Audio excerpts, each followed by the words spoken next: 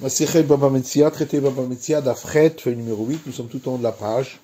Vadama Rava, ce que Rava a dit, Maïta Talit Muzhevet Cholkim, que s'il s'agissait d'un vêtement avec des fils d'or, on le partagera. Chénami n'est pas le gay là. Est-ce que là aussi on va dire qu'on va le couper en deux? Ah, ses doigts. Voilà, on va le détruire. Alors, Kashia de Chazel Ibn Mlachim. Vous dites, ça c'est pas une question. On parle d'un châle, et si on le coupe en deux, il peut servir comme petit châle avec des fils d'or pour des enfants de rois. Et ce qui est écrit dans notre Mishnah, si deux personnes chevauchaient un animal, chacun dit il est à moi, et la Mishnah dit on partage. L'ami n'est pas le guéla, parce que là aussi on va dire qu'on va le couper en deux. Ah, ses doigts, il est perdu. Mishtamateora, chazer les bassards. Encore s'il s'agit d'un animal cachère, on peut utiliser la viande pour la manger, la teméa, ses doigts. Mais s'il s'agissait d'un animal non cachère, on l'a perdu. Et là, l'idmei. Donc forcément, c'est qu'on le vend et on partage la valeur. Donc ici aussi, concernant l'acte de créance, où chacun dit il est à moi, quand on partage, ça veut dire partager la valeur. Amar Rami Bachama, Rami Bachama dit, Zot Omeret, de notre Mishnah, nous apprenons, à Magbiar Metzial Havero Kana Havero, que celui qui a soulevé un objet trouvé pour quelqu'un d'autre, l'autre l'a acquis. Parce que si tu penses que l'autre ne l'a pas acquis, parce qu'on ne peut pas faire acquérir à quelqu'un d'autre un objet trouvé parce qu'on fait perdre au monde entier,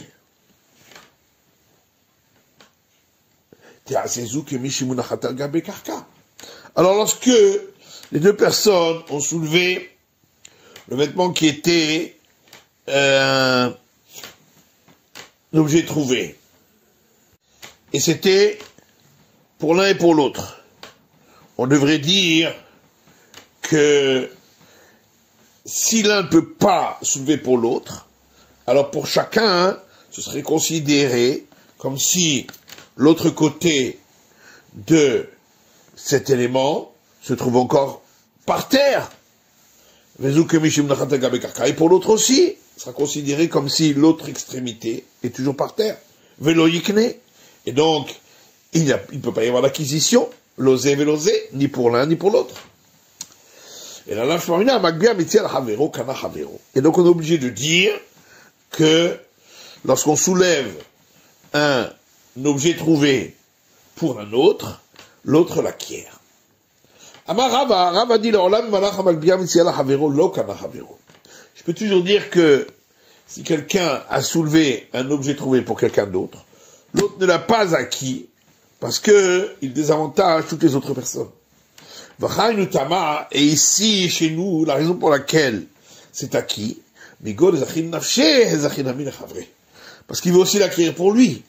Et donc, puisqu'il l'a acquise pour lui, ça peut être aussi acquisition pour l'autre. Teida, une preuve. Si une personne a dit à un messager, va me voler un objet, le ganav, il est allé le voler. Pas tout. Celui qui l'a envoyé est dispensé de le rembourser, puisque il ne peut pas y avoir de messager pour un acte interdit. Et malgré tout, les associés qui ont volé ensemble, ils sont passibles de rembourser. Et pourquoi donc? N'est-ce pas? Parce que nous disons, puisque il l'a acquis pour lui, il l'a acquis également pour l'autre. Donc on a bien une preuve. Amar Rava dit, Ashtad Amart Amrinan Migo. Puisqu'on a dit qu'on dit cet argument puisque, Cheresh ou pikar, sheikbihu metsia, un sourd muet et un homme normal qui ont soulevé un objet trouvé. Mitor chez kana cheresh, kana pikar. Puisque le sourd muet a fait acquisition, parce que, bien qu'il n'a pas toute sa conscience, les sages ont institué qu'il peut acquérir. Et donc, puisqu'il a fait acquisition, eh bien, il a aussi fait acquisition pour la personne normale.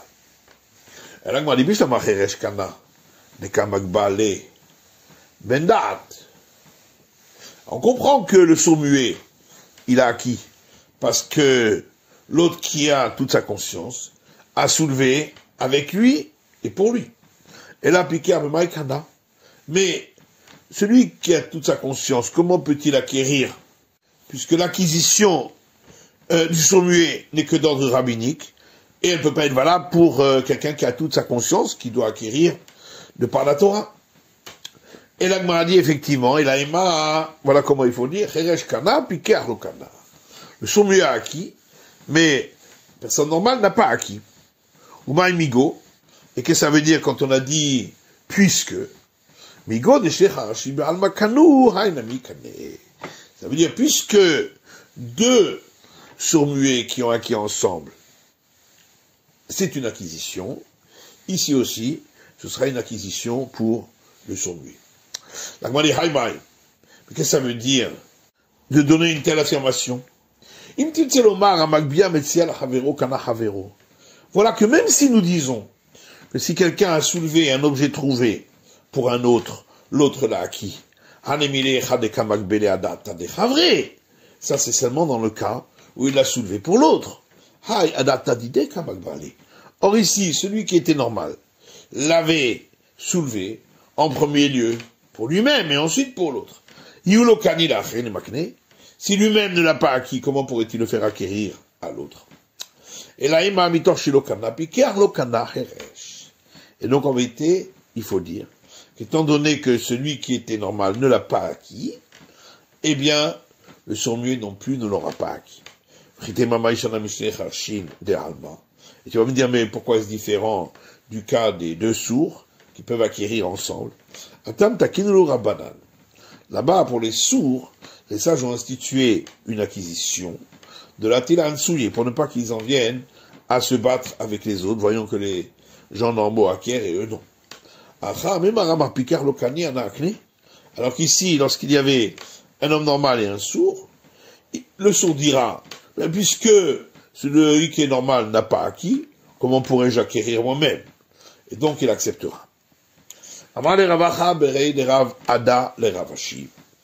Ravacha, fils de Rav Ada, a dit à Ravashi, Diouke de Rami Bar Chama mehecha. D'où est-ce que Rami Bar Chama, il a sorti de notre Mishnah que lorsqu'on a soulevé un objet trouvé pour un autre, l'autre l'a acquis. Inebamirecha, si tu vas dire du début de notre Mishnah, deux qui tiennent un vêtement. Ata amaika markula sheni.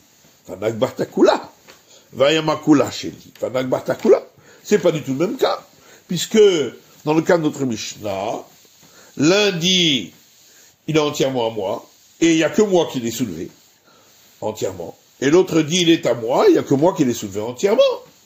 Et donc on ne parle pas d'un cas où il a soulevé pour l'autre. Et la Méha, il faut dire que c'est de la suite de la Mishnah, les Katani, où il est dit Zéomer Kula Sheni, mais Zéomer Kula Sheni. L'un dit tout est à moi, et l'autre dit tout est à moi. À tout la mali, qu'est-ce qu'on a besoin de rajouter ça, puisqu'on a déjà dit, l'un dit c'est moi qui l'ai trouvé, l'autre dit c'est moi qui l'ai trouvé. Et la Mishnah a été rage, parmina Magbia Messial Havero Kana Havero. C'est pourquoi, étant donné qu'il y a cette phrase qui est en trop, c'est pour en déduire que si quelqu'un a soulevé un objet trouvé pour un autre, l'autre l'a acquis. Mais on a déjà expliqué que la première phrase, quand l'un dit c'est moi qui ai trouvé, l'autre dit c'est moi qui ai trouvé, parle d'un objet trouvé. Et la suite, où il est dit, l'un dit tout est à moi et l'autre dit tout est à moi, parle d'un achat. Et là, misefa. En vérité, on l'apprend de la suite. Zomer kula sheni, zomer chetsia sheni. Où la Mishnah dit, l'un dit, tout est à moi, et l'autre dit, la moitié est à moi. À tout la manie, qu'est-ce qu'on a besoin de rajouter ce cas-là? C'est évident. Comme dans le premier cas, la partie litigieuse, on la partagera en deux avec un serment. Et là, Mishnah était rage parmi la Magbia Mitzia la Chavero Kana Chavero. Donc, de cette partie qui est en trop, on apprend un autre cas, que celui qui a soulevé un objet trouvé pour un autre, l'autre l'a acquis. Mais qui te dit que on parle d'un objet trouvé? Même cas. Peut-être qu'on parle d'une acquisition. Et pour une acquisition, c'est évident qu'un homme peut acquérir pour un autre. Là, il n'y a pas une perte pour les autres, puisqu'il a payé, lui. Les autres n'ont pas payé. Et si tu vas me dire, mais alors, si la Mishnah parle d'un achat, alors, qu'est-ce qu'elle est venue nous apprendre? C'était évident. On est venu nous apprendre la chose suivante. J'aurais pu croire, que celui qui a dit la moitié est à moi, il y avait que Meshiva Veda. On le considérait comme quelqu'un qui rend un objet trouvé, puisque là aussi, il a fait une bonne action de dire que la moitié est à lui, alors qu'il aurait pu dire tout est à moi. Veni pater. Et donc, on devrait dire comme celui qui a trouvé un objet trouvé, que il est dispensé de serment. Comme je parle là, et c'est pourquoi on vient m'apprendre que non. Dayarum et Kamarim. Parce que, sinon, il va ruser. Ça va en disant, si je dis tout est à moi, je devrais faire un serment. Je vais dire que la moitié est à moi, afin que je sois considéré comme quelqu'un qui rend un objet trouvé, veille pater, et je serai dispensé de jurer. Et c'est pourquoi on lui a demandé de jurer, c'est ça qu'on apprend. Et la Mera, en vérité, on apprend du cas suivant de la Mishnah. Si deux chevauchaient un animal, à tout la manie, qu'est-ce qu'on a besoin de rajouter ce cas? Et la Mishnah était et donc forcément, de cette phrase en trop, nous apprenons un autre cas, de celui qui a soulevé un objet trouvé pour un autre, l'autre l'a acquis. Peut-être que on est venu nous apprendre que celui qui chevauche aussi, il acquiert. Et la misefa. En réalité, on apprend dans notre règle de la suite, où la Mishnah dit, si les deux sont d'accord, qu'ils l'ont acquis ensemble, ou s'il y a des témoins qui disent cela, on coupe la poire en deux, mais le choix, sans même avoir besoin de jurer. Mais maï, et de quoi parlons-nous? S'il s'agit d'un achat, est-ce qu'on a besoin de le dire qu'ils peuvent acquérir ensemble? Et là, bémetsia. Et donc forcément, on parle d'un objet trouvé. Et on apprend d'ici que celui qui a soulevé un objet pour l'autre, l'autre l'a acquis. Et Rava te dit non, étant donné qu'ici, il a voulu aussi l'acquérir lui-même, donc puisque lui-même l'acquiert, donc il peut faire acquérir à l'autre. C'est que dans ce cas-là, où il voulait l'acquérir également pour lui-même. Donc la Mishnah a parlé également de deux qui chevauchent un animal. Amar Rav Yosef dit, Amar li Rav Yehuda. Rav Yehuda m'a dit, Shamait mineh demar Shmuel, j'ai appris du maître Shmuel tarté deux choses. Rachouv ou manhig, concernant celui qui chevauche et celui qui fait avancer l'animal. Chad kane ve chad lo kane, l'un acquiert et l'autre n'acquiert pas. Mais je ne sais pas lequel acquiert et lequel n'acquiert pas. Et la Gemara dit, mais de quoi parlons-nous? Il est ma rachouv lechoudé ou manhig lechoudé. Si on parle d'une personne qui est seule et chevauche, ou le cas d'une personne qui est seule et fait avancer la bête, manhig lechoudé mi kamande amar lo kane. S'il est seul et qui fait avancer la bête, est-ce que il y a une opinion qui dirait qu'il n'a pas acquis? Bien sûr qu'il a acquis, puisqu'il a fait avancer la bête, c'est considéré comme tirer la bête. Donc forcément, lui a acquis, et donc l'autre ne l'aura pas acquis. Et donc forcément, celui qui n'acquiert pas, c'est celui qui chevauche. Et là, Rachoub comme Manik, il va y aller. Mais en réalité, la question qui s'est posée, dans le cas où ils sont deux, ensemble, l'un chevauche et l'autre fait avancer. Lequel des deux a acquis? Pourquoi? Maï. Quelle est la règle? Rachoub Adif, est-ce qu'on va dire, c'est celui qui chevauche, qui a le plus de force? D'Atafisba, puisqu'il attrape la bête. Odima Manhig Adif, ou bien on va dire non, c'est celui qui l'a fait avancer et qui a le plus de force. D'Azameh Habate, puisqu'elle avance grâce à lui. Amar Yosef, Amar Rav Yehuda, Nerze Anan. Et Rav Yosef poursuit en disant, Rav Yehuda m'a dit, on n'a qu'à regarder nous-mêmes. Puisque nous avons vu dans une Mishnah, Amanhig, Sofeget Arbaim, celui qui fait avancer un attelage de deux espèces différentes, recevra la flagellation des 40 coups, puisque c'est ça qu'a interdit la Torah, celui qui fait avancer l'attelage.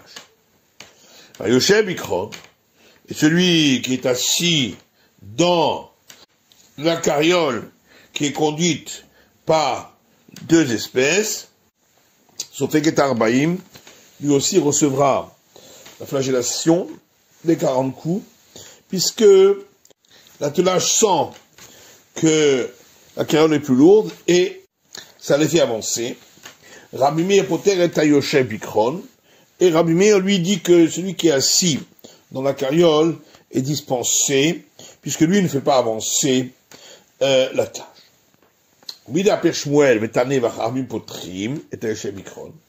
Puisque Shmuel a permuté les avis ici, et il a enseigné que les sages disent que celui qui est assis dans la carriole est dispensé de la flagellation. Donc on voit de là que celui qui chevauche seulement ne fait pas acquisition, puisque il ne fait pas avancer la bête. Et à plus forte raison, donc, si il chevauchait et qu'il y avait un autre qui faisait avancer la bête. Alors Abaye dit à Rav Yosef, pourtant à plusieurs reprises, tu nous as dit, dans ce cas-là, regardons nous-mêmes, tu nous as pas dit que c'est au nom de Rav Yehuda que tu le dis. Amale Ivra. Il lui a dit, c'est juste que c'est Rav Yehuda qui l'a dit. Mais Dakar Nami, et je me rappelle aussi, d'Amril, et que je lui ai dit, comment le maître peut-il déduire le cas de celui qui chevauche, de celui qui est assis dans la carriole? Yoshev le Tafis Bemosira. Voilà que celui qui est dans la carriole, il ne tient pas les rênes. Achouf Tafis Bemosira. Alors que celui qui chevauche, il tient les rênes. Ve'amarli. Et il m'a dit, Rav Shmuel d'Amre Tavayhu, que Rav Shmuel disent tous les deux, Mosira Lokani. Que tenir les rênes, c'est pas une acquisition. Le cas d'Amre, d'autres disent, Amarli Abaye et Rav Yosef. Abaye a dit Rav Yosef, Echi Pashitmar Rachumi Yoshev. Comment le maître peut-il déduire celui qui chevauche de celui qui est assis dans la carriole? Yoshev l'otafis bemosira. Celui qui est assis dans la carriole, il ne tient pas les rênes. Pourquoi il n'acquiert pas Rachouf tafis bemosira alors que celui qui chevauche, il tient les rênes? Amarle Achitana Idi, il lui a dit ainsi enseigné Idi, Mosira Lokani. Tenir les rênes, c'est pas une acquisition. Et il y a également un enseignement qui dit Rabbi Chelbo dit au nom de Ravuna, Mosira Mechavero Kana Bimtsi'a ou bénir c'est à guerre Lokani. Celui qui a reçu les rênes d'un autre, il a fait acquisition, puisque il y a l'autre qui lui a fait acquérir. Mais si il a pris les rênes d'un animal qui était un objet trouvé, ou faisant partie des biens d'un converti qui est mort sans enfant, il n'a pas fait acquisition puisqu'il n'y a personne qui lui a fait acquérir. Maïlechon Mossira, que veut dire le mot Mossira, quand on dit par les reines, Marava, Idi Asberali, Ravadi, Idi m'a expliqué qu'Adam a Mousser d'avoir la Chavero. Parce que c'est quelque chose qui est donné de l'un à l'autre, et dans ce cas-là, c'est une acquisition. Et donc, quand il le reçoit d'un autre, c'est une acquisition parce que l'autre le lui a remis, et là, alors que pour l'objet trouvé ou les biens du converti, qui lui a transmis pour qu'il fasse acquisition. Mais Tivé, l'Agmara objecte, à partir de notre Mishnah, il parle de deux qui chevauchaient un animal. Et on voit que chacun dit c'est moi qui l'ai acquis, et en fin de compte, on partage en jeu. Mani, et l'Agmara demande, qui est l'auteur ici? Il est ma Rabbi Meir. Si tu vas dire c'est Rabbi Meir, Achayoshev Kani Rachom Ubaye, si d'après Rabbi Meir, celui qui est assis dans la carriole fait acquisition, alors à plus forte raison, celui qui chevauche, alors qu'est-ce qu'on avait besoin d'enseigner ce cas? Et la lavra banane, donc forcément, c'est les sages. Et donc on voit de là que celui qui chevauche fait acquisition. Et on répond à Chamaskina Manhig Beraglav. Ici on parle d'un cas où celui qui chevauchait faisait avancer en donnant des coups avec ses pieds. C'est pourquoi il a acquis. Yachainu Manhig. Ben, si c'est ainsi, alors quelle différence avec celui qui le fait avancer? Lui aussi, il le fait avancer. Très gamné Manhig, la dit, oui, il y a deux sortes de personnes qu'il faut avancer. Donc on aurait pu croire que celui qui chevauche a plus de force. Il n'y a que lui qui a acquis. Adea Manhig Vetafisba, puisque il le fait avancer et aussi il l'attrape, les rênes. C'est pourquoi on vient m'apprendre qu'il n'est pas plus fort.